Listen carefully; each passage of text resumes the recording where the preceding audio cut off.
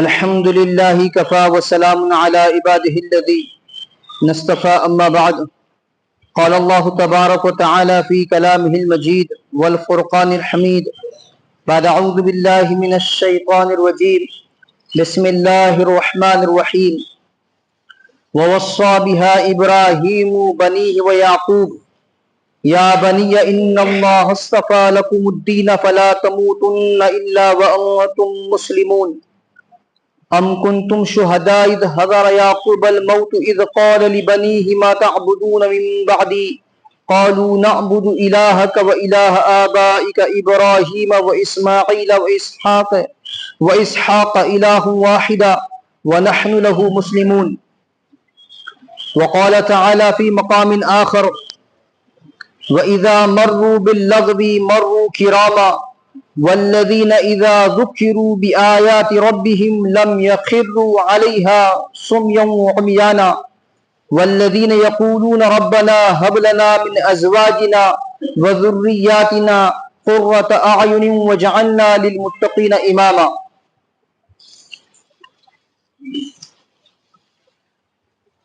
عن انس رضی اللہ تعالی عنہ قال خدمت النبي صلى الله تعالى عليه وسلم 10 سنين فما قال لي اف ولا لما صنعت ولا الا صنعت. رواہ البخاری.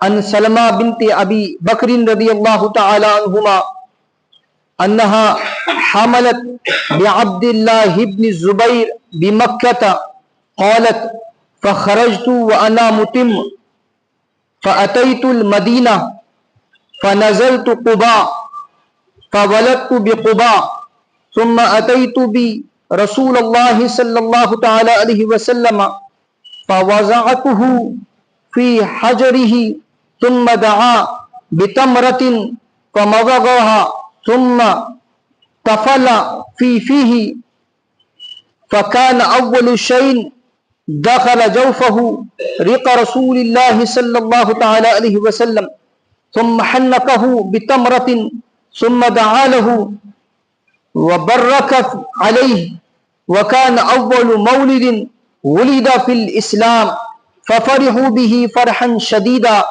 لأنهم قيل لهم إن اليهود قد سحرتكم فلا يولد لكم.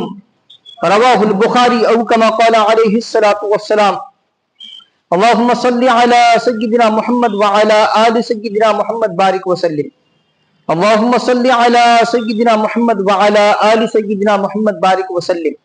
اللهم صل على سيدنا محمد وعلى آل سيدنا محمد بارك وسلم.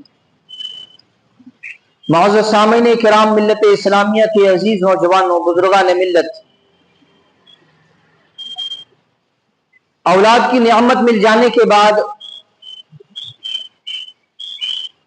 حضرات انبیاء علیہ السلام کا وتیرہ رہا ہے، طریقہ رہا ہے، اندرون کی کھوڑن رہی ہے کہ ان کی اولاد اس دین حنیف پر قائم رہے جس دین کے ساتھ وہ حضرات انبیاء علیہ السلام مبعوث کیے گئے. رتی برابر، رائی کے دانے برابر بھی اپنی اولاد کو ہٹتا دیکھنا پسند نہیں کرتے تھے. اسی فکر، اسی کڑن میں رہ رہے ہیں. اور اس کڑن، اس فکر کا تذکرہ قرآن عظیم الشان میں اللہ تبارک و تعالی سورۃ البقرہ میں ارشاد فرما رہے ہیں وَوَصَّى بِهَا إِبْرَاهِيمُ بَنِيهِ وَيَعْقُوبُ يَا بَنِيَّ إِنَّ اللَّهَ اصْطَفَى لَكُمُ الدِّينَ فَلَا تَمُوتُنَّ إِلَّا وَأَنتُم مُّسْلِمُونَ. اور اسی بات کی ابراہیم نے اپنے بیٹوں کو وصیت کی اور یعقوب نے بھی. میرے بیٹو، کہ اے میرے بیٹو، اللہ نے یہ دین تمہارے لیے منتخب فرما لیا ہے، لہٰذا تمہیں موت بھی آئے تو اس حالت میں آئے کہ تم مسلم رہو. حالت اسلام کے ساتھ پوری زندگی گزرے اور جاتے جاتے بھی آخری لمحات بھی مسلم بن کر گزرے، اسلام کے ساتھ گزرے، اس دین حنیف کے ساتھ گزرے جس کے ساتھ انبیاء مبعوث کیے گئے. اور قرآن کو اور زیادہ گہرائی کے ساتھ آپ گوش گزار کیجئے. قرآن مشان میں اللہ فرما رہے ام کنتم شہداء اذ حضر یعقوب الموت اذ قال لبنیہ ما تعبدون من بعدی قالوا نعبد الہک و الہ آبائک ابراہیم و اسماعیل و اسحاق الہ واحدا ونحن له مسلمون. کیا اس وقت تم خود موجود تھے جب یعقوب کے موت کا وقت آیا تھا، جب انہوں نے اپنے بیٹوں سے کہا تھا کہ تم میرے بعد کس کی عبادت کرو گے؟ ان سب نے کہا تھا کہ ہم اسی ایک خدا کی عبادت کریں گے جو آپ کا معبود ہے اور آپ کے باپ داداؤں ابراہیم اسماعیل اسحاق کا معبود ہے، اور ہم صرف اسی کے فرما بردار ہیں. جاتے جاتے بھی دنیا سے جاتے جاتے بھی یہ فکر کہ میری اولاد میرے بعد اسی دین پر قائم رہے جس دین کے ساتھ میں مبعوث کیا گیا. تو اس سے آپ اندازہ لگا سکتے ہیں کہ جب انبیاء کو اپنی اولاد کی بابت اتنی زیادہ فکر ہے تو ایک عامی انسان کو کتنی فکر ہونی چاہیے. اور جب انبیاء کو رہے ہیں ان کی آرزویں یہ ہو رہی ہے دنیا سے جاتے جاتے بھی کہ ذرہ برابر بھی اولاد دین اسلام سے پھرنے نہ پائے، ان کا رخ کسی اور جانب مڑنے نہ پائے، تو ایک عامی انسان کی قرن اور فکریں کتنی زیادہ بڑھنی چاہیے اور اس کو کتنا زیادہ سوچنا چاہیے. اس کے برعکس موجودہ معاشرے میں ہم دیکھ رہے ہیں کہ اولاد کی دینی فکر کی بات بہت دور سے بے دینی کے دلدل میں دھکیلا جا رہا ہے. ایک نومولود بچہ، ایک بہت زیادہ چھوٹی عمر کا بچہ جس نے ابھی تک ہوش نہیں سنبھالا ہے لیکن شعور آنے کو ہے، سمجھتا سب ہے لیکن پریکٹیکل کر نہیں سکتا ہے، ایسا بچہ باطل کے حوالے کیا جا رہا ہے، اس کے گود میں رکھا جا رہا ہے. جبکہ ہر ایسی چیز کہ جو اسلام مخالف ہو، لغویات پر مبنی ہو، اہل اسلام کا شیوا ہے کہ وہ اس طرف توجہ بھی نہیں دیتے. قرآن عظیم الشان سورۃ الفرقان میں اللہ تبارک و تعالی ارشاد فرما رہے ایمان والوں کی صفات بیان کرتے ہوئے وَإِذَا مَرُّوا بِاللَّغْوِ مَرُّوا كِرَامًا، اور جب کوئی لغو چیز کے پاس سے گزرتے ہیں تو وقار کے ساتھ گزر جاتے ہیں. وقار یعنی نہ تو اس لغو اور بیکار کام میں شریک ہوتے ہیں، نہ ان لوگوں کی تحقیر کرتے ہیں جو ان کاموں میں مبتلا ہیں، البتہ برے کام کو برا سمجھتے ہوئے وقار کے ساتھ وہاں سے گزر جاتے ہیں. باطل اپنا کام کر رہا ہے، کرنے دو. لوگ اپنی منمانی زندگیاں گزارنے دو، ہمیں اس میں ملوث نہیں ہونا، ہمیں اس میں پڑھنا نہیں ہے، ان جیسا بننے کی چاہت نہیں رکھنی ہے. میں نہیں کروں گا تو پھر وہ سوچے گا کیا، وہ کیا خیال کرے گا، اس کو کیا لگے گا، اس کی پرواہ ایمان والا نہیں کرتا. اور آگے اللہ تبارک و تعالی ارشاد فرما رہے ایمان والے کی صفات والذین اذا ذکروا بآیات ربہم لم یخروا علیہا صما وعمیانا، اور جب انہیں اپنے رب کی آیات کے ذریعے نصیحت کی جاتی ہے تو وہ ان پر بہرے اور اندھے بن کر نہیں گرتے. بینا آنکھوں سے، بینائی والے دل کے ساتھ اور یقین والی سماعت کے ساتھ وہ چیزوں کو لیتے ہیں اور خصوصاً اللہ کی آیات کو لیتے ہیں. اور ایک صفات ایمان والوں کی جو ہر ایمان والے کو اپنی زبان پر رکھنی چاہیے والذین یقولون ربنا هب لنا من ازواجنا وذرریاتنا قرۃ اعین واجعلنا للمتقین اماما، اور جو دعا کرتے ہوئے کہتے ہیں اے ہمارے پروردگار ہمیں اپنی بیوی بچوں سے آنکھوں کی ٹھنڈک عطا فرما، ہمیں پرہیزگاروں کا سربراہ بنا. کتنی بڑی اور بہترین دعا ہے. اولاد کی پرورش، دیکھ بھال، اہل و عیال کا خیال اس طرح دینی سانچے میں ڈھال کر رکھا جائے کہ وہ آنکھوں کی ٹھنڈک بن جائے اور تقوی کے اعلیٰ مقام تک وہ پہنچ پائے. ایسے دیکھ بھال کرنی. کیا وطیرہ، کیا طریقہ تھا اصحاب رسول صلی اللہ تعالی علیہ وسلم کا، صحابہ کرام کا کیا وطیرہ، کیا طریقہ تھا. موازنہ کرے، کمپیر کرے حضرات صحابہ کی زندگی اور ہماری زندگی کو. بخاری شریف کی روایت ہے، حضرت انس رضی اللہ تعالیٰ عنہ خود روایت فرما رہے ہیں اور خود اپنی بات روایت فرما رہے ہیں. خدمتم نبی صلی اللہ تعالی علیہ وسلم 10 سنین. حضرت انس بن مالک رضی اللہ تعالیٰ عنہ نے 10 سال اللہ کے نبی صلی اللہ تعالی علیہ وسلم کی خدمت کی ہے. چھوٹی سی عمر میں والدہ چھوڑ گئی تھی.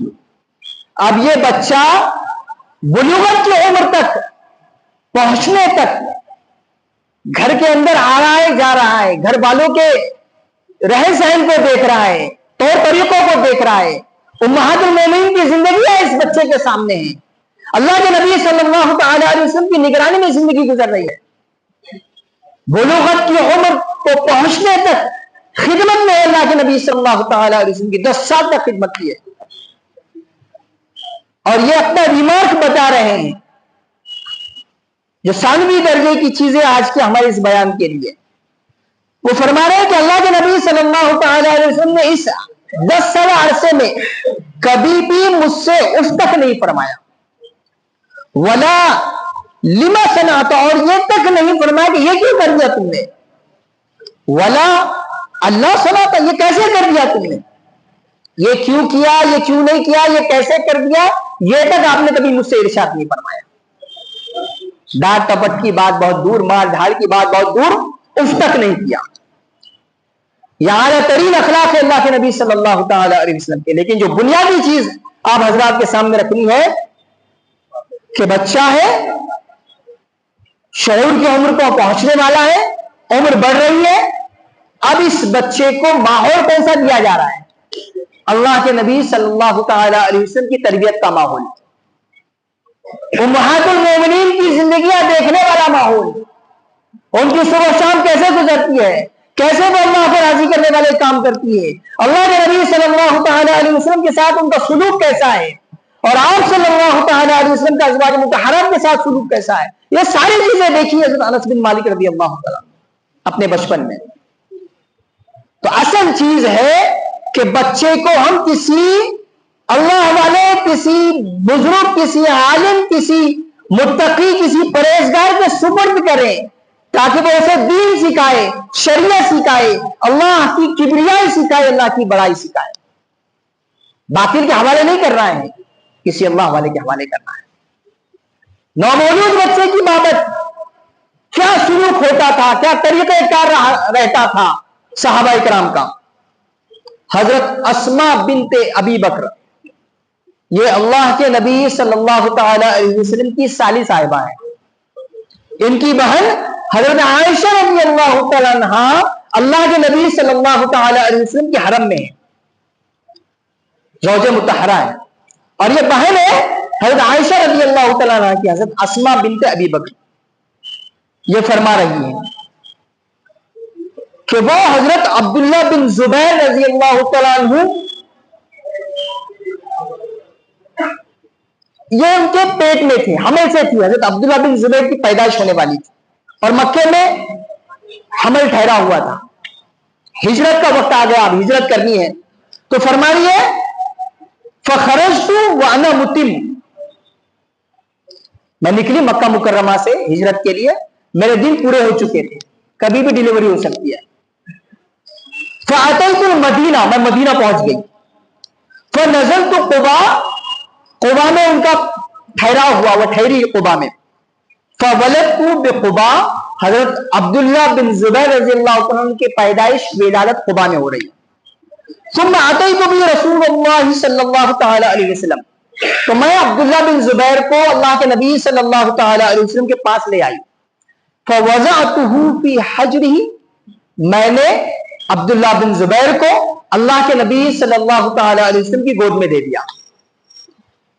ثم دعا بتمرۃ فمضغها، اللہ کے نبی صلی اللہ تعالی علیہ وسلم نے کھجور منگوائی، اس کو چبایا. ثم کفل فی فیہ، پھر عبداللہ بن زبیر کے منہ میں اس کو پھیرا. اور حضرت اسماء فرما رہی ہے فکان اول شیء دخل جوفه ریق رسول اللہ صلی اللہ تعالی علیہ وسلم، پہلی وہ چیز جو عبداللہ بن زبیر کے پیٹ میں گئی، دنیا میں آنے کے بعد پہلی چیز جو عبداللہ بن زبیر کے پیٹ میں گئی وہ اللہ کے نبی صلی اللہ تعالی علیہ وسلم کا لعاب مبارک تھا. ثم حنقه بتمرہ، پھر تحلیل فرمائی آپ نے کھجور کے ذریعے. ثم دعا له فبرك علیہ، آپ نے ان کو دعا دی اور برکت کی دعائیں دی. اور فرما رہی ہے وَكَانَ أَوَّلُ مَوْلُدٍ وُلِدَ فِي الْإِسْلَامِ، ہجرت کے بعد سب سے پہلا جو بچہ دنیا میں آیا وہ عبداللہ بن زبیر ہے. فَفَرِحُوا بِهِ فَرْحًا شَدِيدًا، تو پورے اہل اسلام میں خوشی کی لہر دوڑ گئی، سب خوشیاں منانے لگے. لِأَنَّهُمْ قِيلَ لَهُمْ، اس لیے کہ ان سے کہا گیا تھا إِنَّ الْيَهُودَ قَدْ سَحَرَتْكُمْ، کہ یہودیوں نے تم پر جادو کیا ہے. فَلَا يُولَدُ لَكُمْ، تمہارے یہاں کوئی اولاد پیدا نہیں ہو سکتی. یہودیوں نے تم پر جادو کیا ہے، تمہارے یہاں کوئی اولاد پیدا نہیں ہو سکتی. اور سب سے پہلے عبداللہ بن زبیر جب پیدا ہوئے تو سب نے خوشیاں منائی کہ ایسی کوئی چیز نہیں ہے. تو یہ جو لینے والی چیز ہے کہ پیدائش کے بعد حضرت اسماء بنت ابی بکر اپنے بیٹے کو کس کے پاس لے گئی؟ اللہ کے نبی صلی اللہ تعالی علیہ وسلم کے پاس. یا کسی پولیٹیشین کے پاس، کسی سیاسی بندے کے پاس اس کے گود میں دیا اس کو لہرانے کے لیے؟ اللہ کے نبی صلی اللہ تعالی. ہمارے لیے کیا ہے لینے کی چیز؟ ہمارے یہاں کوئی بچہ پیدا ہو تو ہمیں اپنے علاقے، اپنے شہر، اپنی بستی کے کسی بزرگ عالم دین کے پاس اپنا بچہ لے جانا چاہیے اور بتانا چاہیے کہ میرے گھر یہ بچہ پیدا ہوا ہے. آپ اس کے لیے دعا کیجئے، اس کو برکت کی دعائیں دیجئے، اس کی تحلیل کرانی چاہیے، ان سے کھجور چبوا کر چٹوانا چاہیے. یہ کرنے کا کام ہے. نہ یہ کہ اپنے نومولود بچے کو، اپنے ننھے منھے اور پیارے بچے کو کسی باطل کے حوالے کر دیا جائے، کسی کٹر پنتھی پر مبنی بچے کے حوالے کر دیا جائے. یاد رکھیے، آپ نے جس کو اپنا بڑا مانا ہے، یہ شعور کی آنکھوں سے اس کو بڑھتے ہوئے اس کو بڑا ہوتا ہوا دیکھ رہا ہے، اس کو بڑا سمجھے گا. آپ نے اگر کسی بندے کے حوالے اس بچے کو کر دیا تو چونکہ آپ اس کی نگاہ میں بڑے ہیں اور آپ نے اس کے حوالے کیا ہے تو وہ اس کو بڑا سمجھے گا، اس کے دل میں اس کی عظمت آئے گی. اس کے برخلاف اگر یہ ہوتا کہ آپ اپنے بچے کو کسی بزرگ عالم دین کے حوالے کرتے تو بچے کے دل میں اس کی عظمت آتی کہ میرے دادے نے، میرے نانے نے، میرے ابو نے جن کے گود میں مجھے رکھا ہے یہ ضرور کوئی بڑی شخصیت ہوگی، کبھی تو میں ان کے گود میں آیا ہوں. میں اپنے دادا نانا کا، باپ کا دلارا ہوں، پیارا ہوں. اب مجھے اپنے پیارے ابا نے، پیارے دادا نانا نے جب کسی کی گود میں رکھا ہے تو ضرور ان کی نگاہ میں اس کی اہمیت، اس کی عظمت بہت بڑی ہوگی، تبھی تو رکھا ہے. غیر شعوری طور پر ایسی حرکتیں امت اسلامیہ سے رونما ہو رہی ہے کہ جو نہیں ہونی چاہیے. لغو بیکار چیزیں. خود تو ڈوبے ہیں صنم، تم کو بھی لے کے ڈوبیں گے. خود تو پھنسے چلے جا رہے ہیں، بے دینی کے دلدل میں پھنسے چلے جا رہے ہیں، اور آنے والی نسلوں کو بھی پھنسانے کی پلاننگ چل رہی ہے، کوششیں چل رہی ہے، اور اپنے ہاتھوں سے کیا جا رہا ہے.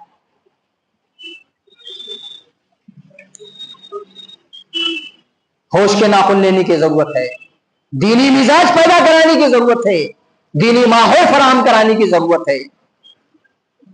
اگر آپ چاہتے ہیں کہ آپ کے گھر میں اسلام پوری قوت و طاقت کے ساتھ موجود رہے، یہ جو پیدا ہوئے بچے ہیں ان کو دینی ماحول دو، پہلے دن سے دینی ماحول دو، دیندار لوگوں کے ہاتھوں میں دو، اللہ والوں کے ہاتھوں میں دو، علماء کرام کے ہاتھوں میں دو، حفاظ کرام کے ہاتھوں میں دو.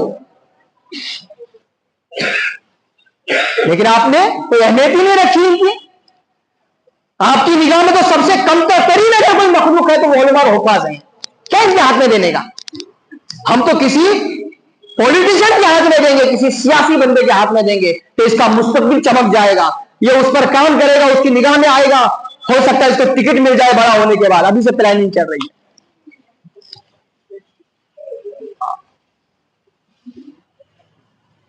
بہت زیادہ ہوشیار ہونے کی ضرورت ہے. باطل اپنا کام کر رہا ہے اور ہم کو استعمال کیا جا رہا ہے اور ہم استعمال ہو رہے ہیں. بدنصیبی کی بات یہ ہے کہ ہم استعمال ہو رہے ہیں. تو اس لیے یہ جو صحابہ کرام کا طرز احادیث کی روشنی میں آپ کے روبرو رکھا گیا.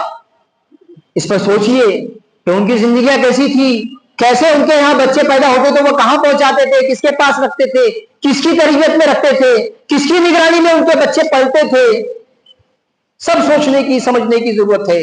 اللہ کرے کہ امت اسلامیہ وقت رہتے ہوش میں آ جائے, اور اس سے پہلے کہ گھروں سے دینداری کا جنازہ نعوذ باللہ نکلے, اس سے پہلے کہ گھروں سے دین رخصت ہو جائے, امت اسلامیہ ہوش میں آ جائے. اللہ عمل کی توفیق عطا فرمائے. وآخر دعوانا الحمدللہ رب العالمین والصلاة والسلام علی سید الانبیاء والمرسلین صلی اللہ تعالی علیہ وسلم.